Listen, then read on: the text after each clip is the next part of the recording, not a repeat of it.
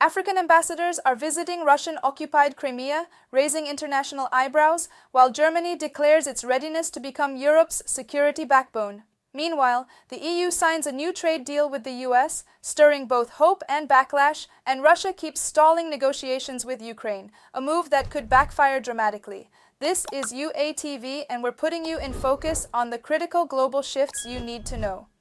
African ambassadors from Chad, Guinea, and Burundi have arrived in Russian-occupied Crimea, marking their first official visit to the occupied territory. According to Russian state media, they were presented with the supposed economic, industrial, and scientific potential of the region. Ukraine's Ministry of Foreign Affairs responded swiftly, stating the visit violates UN General Assembly resolutions and Ukrainian law. More on how Russia is trying to expand its influence across Africa in the full report. Russia continues to expand its network of propaganda media in the African region, according to Ukraine's main intelligence directorate of the Ministry of Defense. To promote the narratives of the Russian world, the Kremlin utilizes the resources of the TASS news agency and the RT television channel. Russian propaganda media broadcasts reach over 40 African countries in 6 languages. Since June 2025, content in Portuguese has been added for audiences in Mozambique and Angola. By the end of the year, plans include launching broadcasts in Amharic for viewers in Ethiopia. In parallel, RT is implementing educational programs for local journalists. Russian propaganda is a global-level threat that works toward one goal: territorial, resource, and cultural expansion of the aggressor. Andriy Yusov, representative of the Main Directorate of Intelligence of the Ukrainian Ministry of Defense, cited by the Main Directorate of Intelligence of the Ukrainian Ministry of Defense on Telegram. Bypassing Western sanctions, the Kremlin is supplying weapons to the Africa Corps, which is gradually replacing the Wagner Group and filling the niche left by European contingents in Africa. This is evidenced by satellite imagery reviewed by Associated Press journalists. Experts have documented several shipments of weapons transported on tankers. Relying on satellite imagery and radio signals, AP tracked a convoy of Russian-flagged cargo ships as they made a nearly one-month journey from the Baltic Sea. The ships carried howitzers, radio jamming equipment, and other military hardware, according to military officials in Europe who closely monitored them. The deliveries could strengthen Russia's fledgling Africa Corps as Moscow competes with the United States, Europe, and China for greater influence across the continent. In a publication by Associated Press. Russia often collaborates with illegitimate governments on the continent. Recently, Rosatom and Niger's energy ministry, controlled by a military junta that seized power 2 years ago, signed a memorandum on cooperation in the use of nuclear energy. The parties agreed to cooperate in trade, energy, transportation, infrastructure, agriculture, and mineral extraction. As part of the agreement concluded during the Russian delegation's visit to Niger, the Russian side, in particular, announced the construction of power plants and an energy distribution system in the country. Our task is not just to participate in uranium mining. We must create an entire system for the development of peaceful nuclear energy in Niger. This includes building power generation to make it accessible to every resident of the country and cooperation in nuclear medicine. We also agreed on joint training of specialists in this field, said Russian Energy Minister Sergei Tsivilev, who led the delegation, in a publication by the Moscow Times.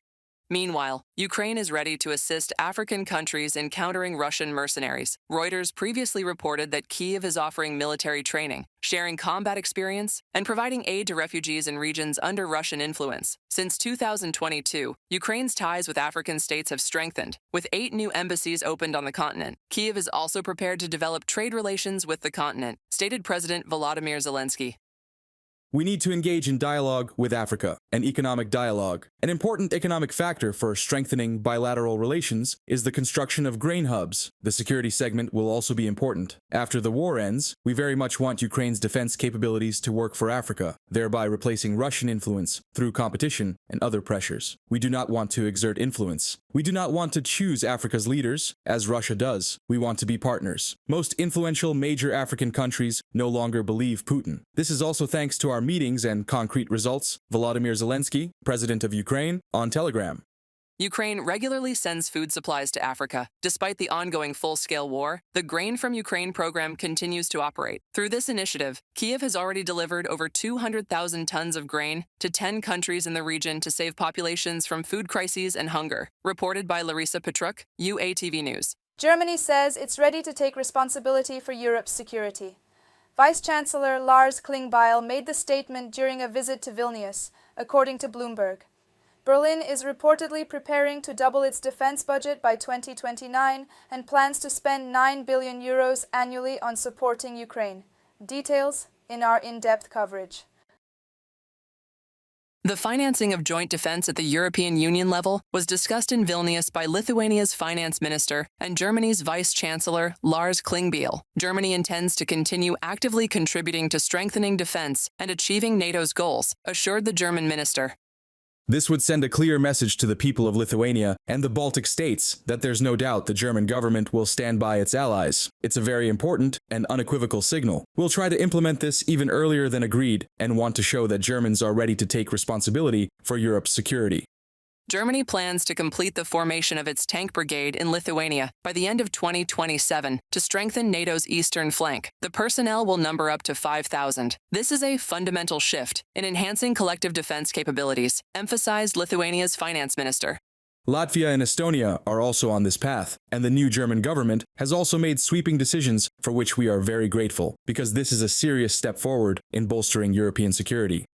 According to Bloomberg, the German government intends to gradually increase defense spending. According to the plan, by 2029, the defense budget will exceed 152 billion euros. Thus, Germany may surpass NATO's target of increasing military spending to 3.5% of GDP by 2035. In Vilnius, Germany's finance minister and his Lithuanian counterpart confirmed continued support for Ukraine. We support Ukraine and strive to protect it from Russian aggression. We demand that Russia cease its aggression, and we will do everything possible to support Ukraine financially, politically, and in the military sphere.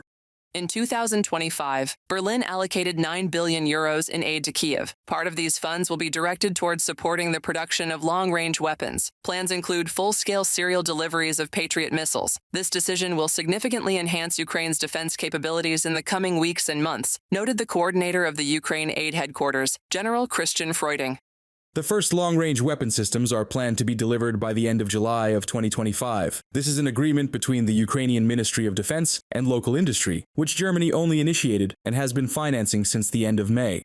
Germany is moving to the next stage of providing military aid to Ukraine. This involves Berlin purchasing weapons for Ukraine from Ukrainian manufacturers, as well as joint production. This was stated by Ukraine's ambassador to Germany, Oleksiy Makeyev. He noted that Ukraine produces a range of products that surpass the range of German long-range Taurus missiles. For this, joint ventures have been established between key German companies and Ukrainian companies, and I very much hope that in the future, we will also move to the next step, producing joint products on German territory. We have already brought together Ukrainian and German manufacturers, and it was very important to see the discussions of company CEOs, particularly those producing long-range products. Oleksiy Makeyev, ambassador of Ukraine to Germany, in an interview with European Pravda.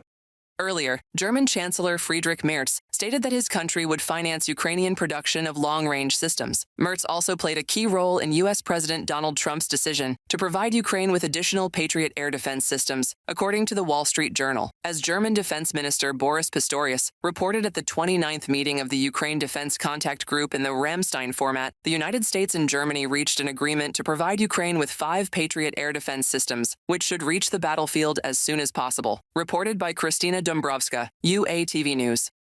What do you think? Is Germany truly ready to lead Europe's security efforts? And how far will Russia go to legitimize its occupation through African allies? Share your thoughts in the comments and stay in focus with UATV English. Subscribe to UATV English and stay updated on the most important events, top news from Ukraine and all over the world, in-depth analysis, exclusive reports and interviews, all on hand in our channel. Join our community of viewers and stay tuned.